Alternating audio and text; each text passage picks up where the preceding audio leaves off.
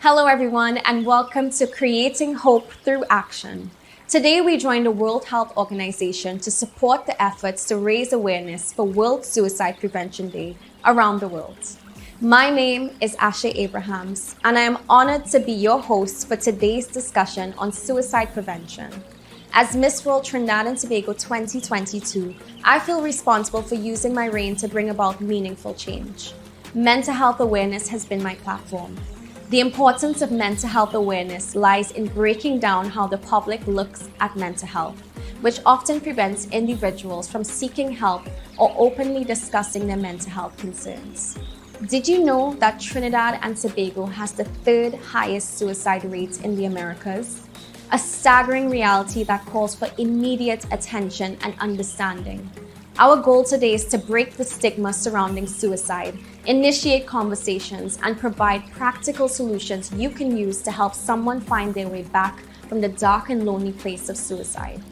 We will share personal stories of triumph, hear from experts, and highlight initiatives creating positive change towards better mental health for all.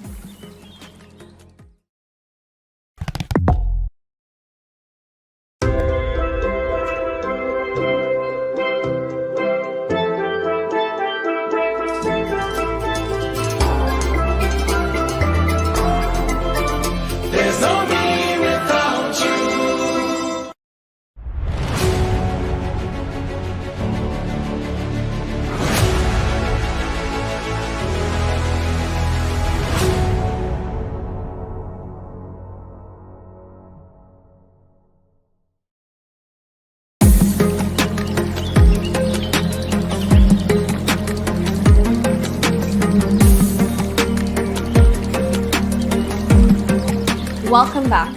Nazim Muhammad is an incredible young man who attempted to take his own life just a few years ago. Nazim has agreed to share his experience with us so you can learn firsthand how this happened to a seemingly strong, independent, and outspoken individual. Let's hear his stories. Hi, my name is Nazim Muhammad, and I am here to share my story about surviving suicide. My first suicide attempt was when I was 19 years old. I was in Form 6 at the time pursuing my studies, and at that point a lot of good things was happening in my life. However, when it came to relationships and my family life, I felt very helpless and unheard. And there was a particular situation that escalated my feelings of hopelessness that I had hidden for very long. And one night I decided to overdose on a bottle of pills and alcohol, and I also cut my 2 wrists. At that point in time, I felt like I just wanted the pain to end because everything just felt like the world was on my shoulders and I couldn't take it anymore. I felt sad, depressed, alone, unseen, unheard. And as I was losing my breath, I remember my mom coming into the room and everything else was just a blur after that. However, after spending some time being warded, I started to realize that there's more to life and there's so many things to live for. However, those things and those feelings did not last very long. Even after that incident, I had many thoughts of suicide following traumatic situations in my life. The battle has been very difficult, it has been very hard. However, having people to support me has been the pillar that uplifted me. Because when you think about suicide and you want to take your own life, sometimes you don't think about the people who would be affected by it. You want your pain to end, and a pain that is temporary could be permanent for the people who care about you. The world may go on, however, that pain that you have will not leave the person's life that you hurt. The journey has been hard. It has been moments of celebration, from growing from certain situations and feelings and dark emotions to seeing things in a different perspective, but it's definitely worth it. It's hard work to get rid of those thoughts in your mind that linger consistently. It's difficult to see your worth and your value and how important you are in this life to yourself first of all, and then to other people.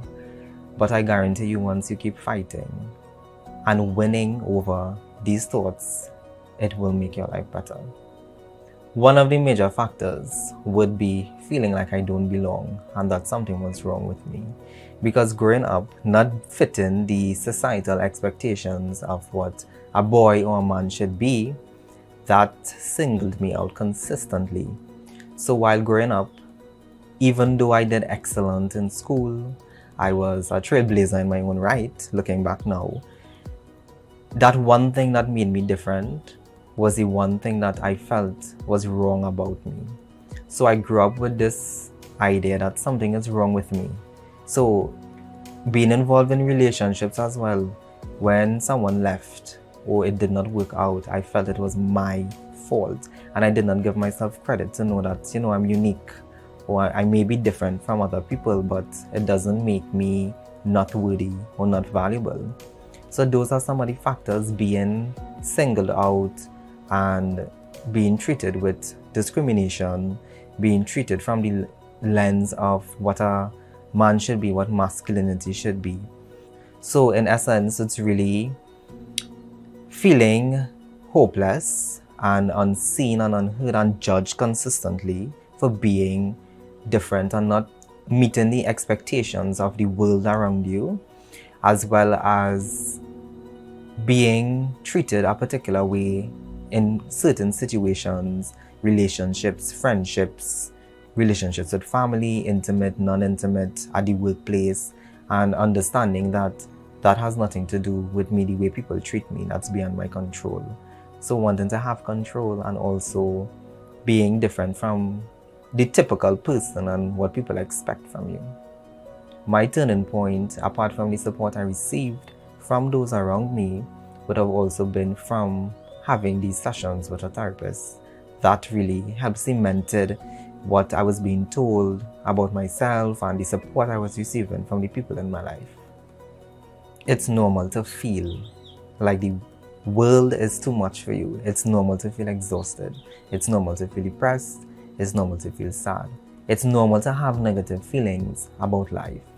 People think that we have everything going for us, whether it's work, whether it's a relationship, whether it's anything that we are involved in, that we should always be grateful for. And be that as it may, we should be grateful for things, but we also need to acknowledge when we are in discomfort or we are not centered, that we are allowed to feel these things. It's normal to feel devastated when a relationship ends.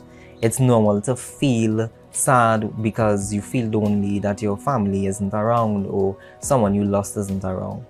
We need to normalize being human. We are not automated robots. We don't go about just executing tasks and being part of society without having feeling. It's a real thing. We feel things. It's normal to feel this way. What's not normal is to feel that way for a prolonged period of time. But it's normal and it's okay. I think it's important for people to make it known that they are there. Sometimes we are there for people, but saying I'm here for you and I'll help you carry the weight of the world. I may not be able to take it off your shoulders, but I'll be able to help you carry it. It makes a big difference. Reassuring the person that they are loved simply by saying I love you and I care for you and I'm here for you. Also encouraging them to do things that they like, because when you're in this state of mind, you lose a lot of interest in the things that you like. And sometimes it's just saying, hey, let's go out, or I know you like this you're interested in going out. And those are the things of somebody just being there and acknowledging that this is something that I need to do to help this person out. It may not be solving their problems, but it may be removing them for a little moment to just remember that, hey, I have someone here with me and life is still going on. And if it's still going on, I have things to look forward to. Being next to the person, holding their hand or giving them a hug and reminding them that you are there for them, it will make a big difference. It made a big difference for me because your body knows. Your body stores trauma. Your body will also store support, and you will resort to it in your times of hopelessness to remember that feeling, and it nourishes your soul in a different type of way, helps you find your way back.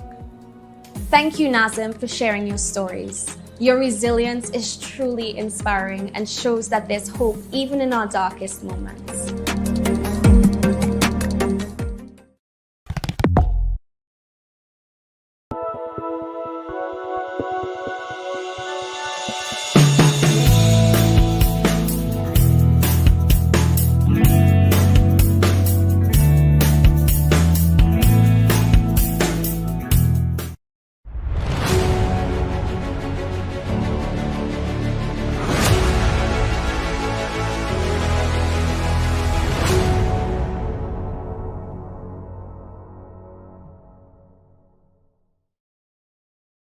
Understanding how we can deal with suicidal thoughts is crucial.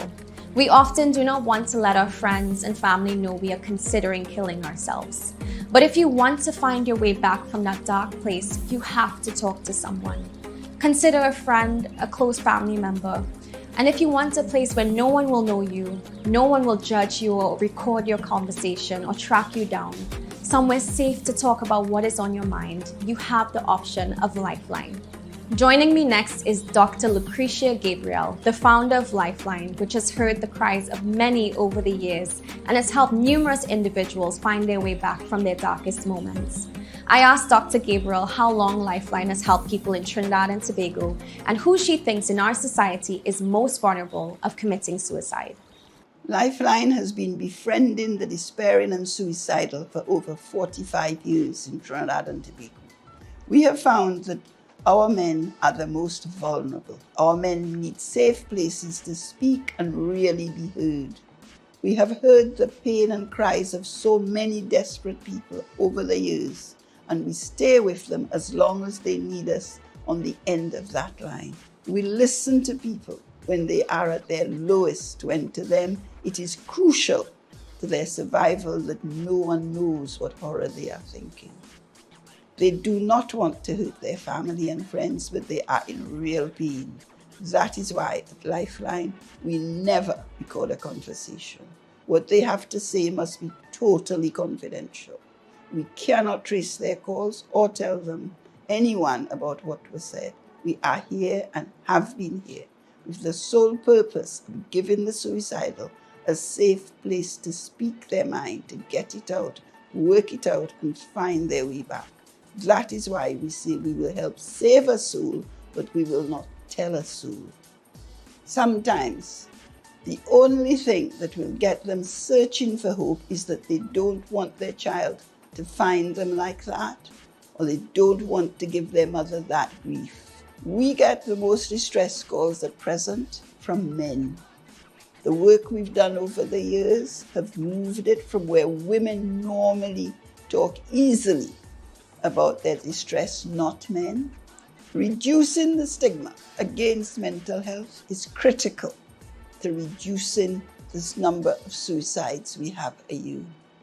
The suicidal are considered not only mentally ill, but emotionally and physically the most threatening of the mentally ill. Our aim should be to make the symptoms of mental illness as well known as those of the common cold.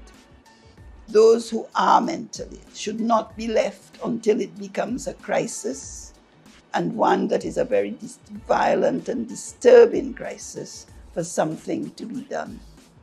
Removing the stigma against mental health is critical to reducing the number of suicides that we have.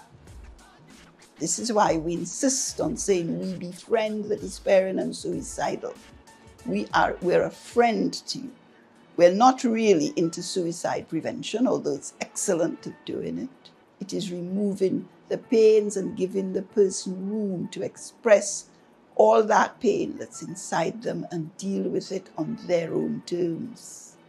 That is what it's about, the freedom to do that, to walk with somebody through that. And what you do not be afraid. If you are lucky, you will be allowed to be present while the person saves him or herself. And all what sets it off is be brave. Ask the question, how are you? Are you okay? And when they tell you, actually listen. Listen to what is said to you and what is not said. And you open that warmth, opens the gate for you to have an honest and possibly very long conversation. This is why some of our calls last 1 minute. Others, our longest call so far has been 7 hours, non-stop. We have calls which broken up are more than 7 hours, but one single call for 7 hours. That meant that person started to talk and kept talking and talking and talking and talking until all the pain that was inside came out and said, instead of killing myself, I will live another day. And the person has lived another day. But the condition is that we tell nobody what was said.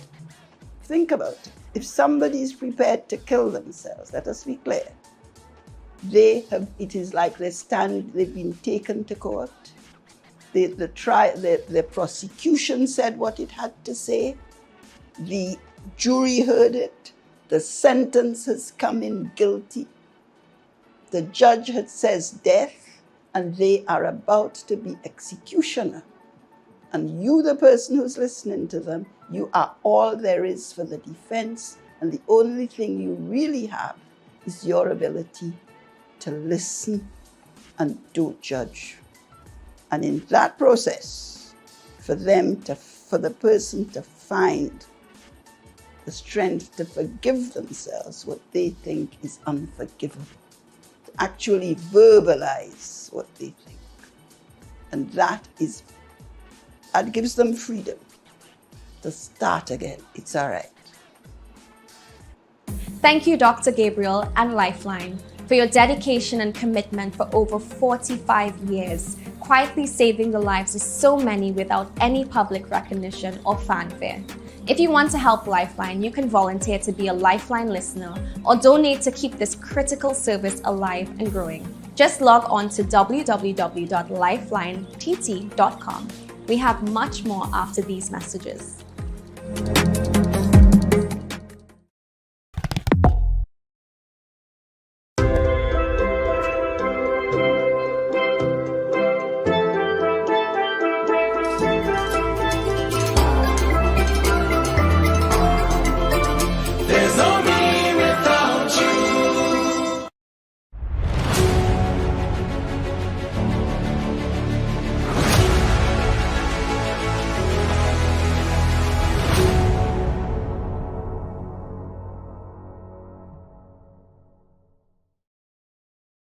Up next, we have two gentlemen in the trenches working daily with people to find their way back from some of the most debilitating mental health challenges. They are psychologists Swain Leo Hossain Cadogan and Anthony Vaughan Ganas, a psychiatric nurse, to give us their thoughts and insights. Not everybody who attempts suicide is necessarily depressed or has a mental health issue, right? We talk a lot about mental health in media and social media nowadays, but unfortunately we're still at a place where one person dies every 40 seconds because of suicide and self-harm.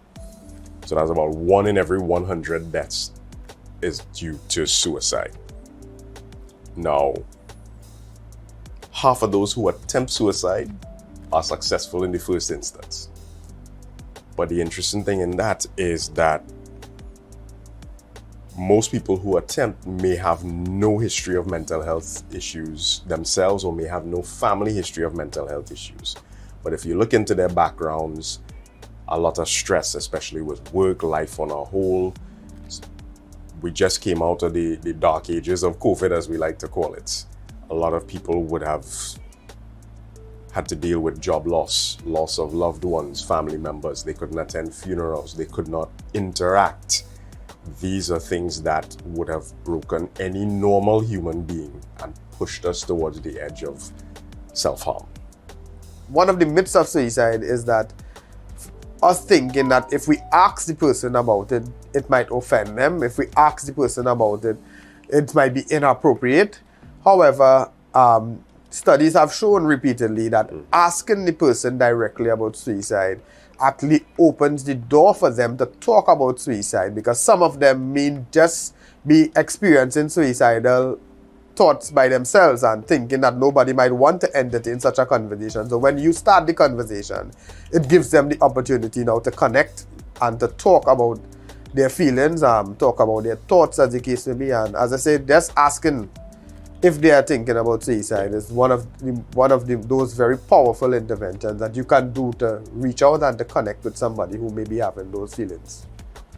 Yep, feeding right off of that last point, you know, we have a lot of stigma attached to mental health issues, these negative perceptions and ideas that we have about it. And as my goodly colleague here mentioned, the stigma that talking about suicide, asking about suicide, may put the idea in the person's head is a very common misconception that's held by the public. And as he said, research has shown that opens the gateway. It's actually like a floodgate being opened.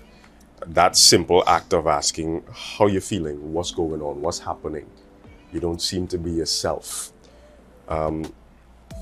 One very important thing to remember, thoughts about suicide, the act of suicide, we may think of it as a selfish thing on the individual's part. But really and truly, everyone who attempts or is successful at suicide is experiencing unimaginable pain. That could be psychological pain, spiritual pain, even physical pain.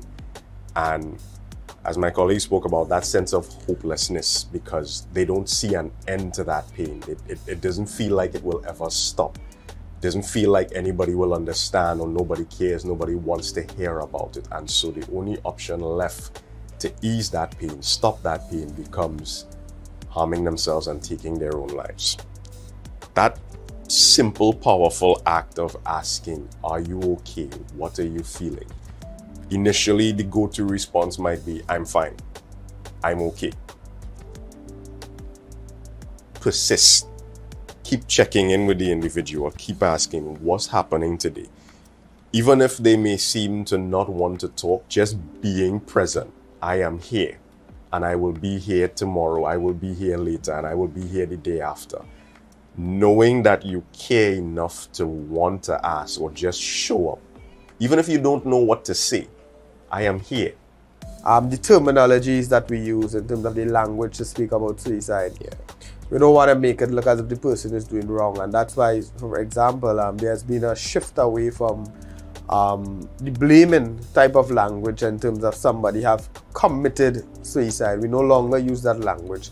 Now we say that someone died by suicide, attempted suicide, rather than committed. Committed speaks of if someone have done something wrong.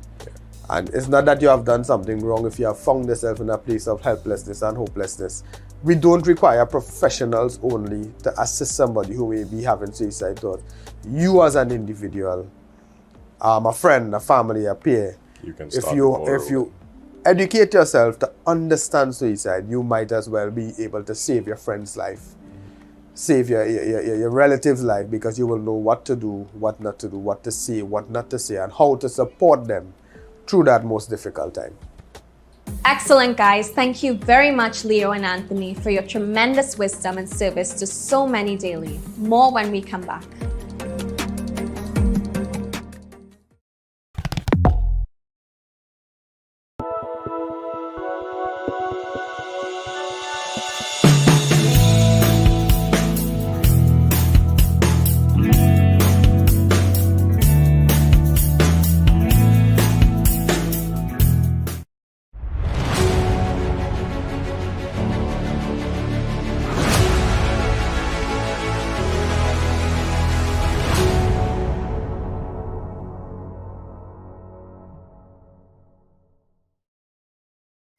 Before we wrap up, I have a personal call to action for each and every one of you.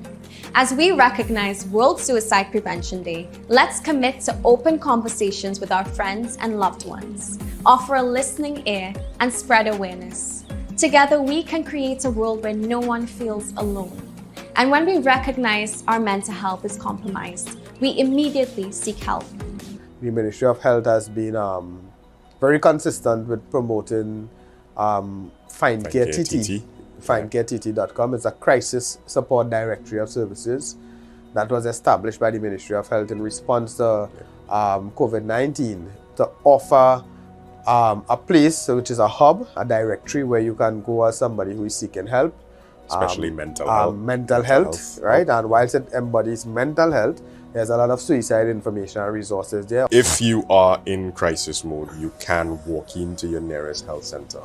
And if you tell them, I'm having thoughts of harming myself, that immediately starts the process. You will be triaged, you will be seen by a medical professional, maybe a doctor, who in turn now is likely to do a psychiatric referral. Understand that you can't start healing overnight. When I now started therapy, I felt terrible for months. I felt I'm doing something that's supposed to help me and it isn't helping me.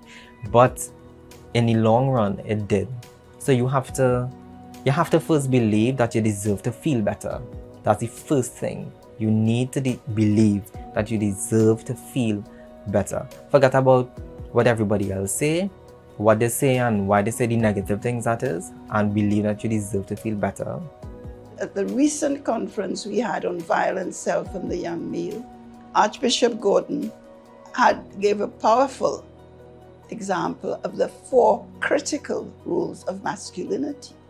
One of them is king, he is warrior, he is magician, and he is lover. And it's when you twist those into the opposite that you get the violence. If you have any questions about mental health and suicide, I invite you to send them to ttlifeline@gmail.com or visit the Lifeline website at www.lifelinett.com. In closing, I want to encourage everyone and to let us know that each and every one of us can do something where suicide prevention is concerned. Are you going to do your part? Thank you all for joining us on this journey to create hope through action. Remember, separating yourself from your suicidal thoughts is a powerful first step in finding your way back.